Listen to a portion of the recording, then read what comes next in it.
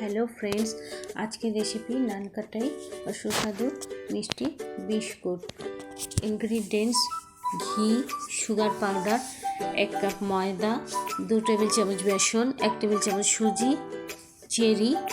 माइक्रोवेवे करब। माइक्रोवेवटाके आमि 180 डिग्रीते कनभेक्शन मोडे लोहार रैकटा दिए 10 मिनिटेर जन्य प्रिहिट करते दिलाम। ततक्षणे आमि एकटी बोलेते शुगर पाउडार निलाम, घी निलाम, भालोभाবে এটাই দুটোকে বিট করলাম। যতক্ষণ না চিনিটি গলে ঘিয়ের সঙ্গে ভালোভাবে মিশে যাচ্ছে মিশ্রণটি, ততক্ষণ আমি বিট করলাম।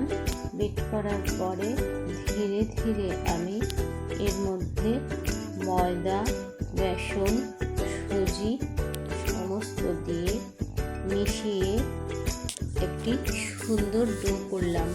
যদি প্রয়োজন লাগে তাহলে আরেকটু ঘি এতে যোগ করতে পারি।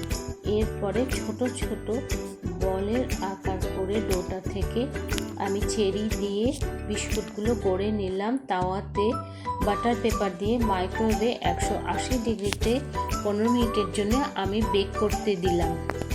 ফিরে এলাম 15 মিনিট পর। Biscuit ready.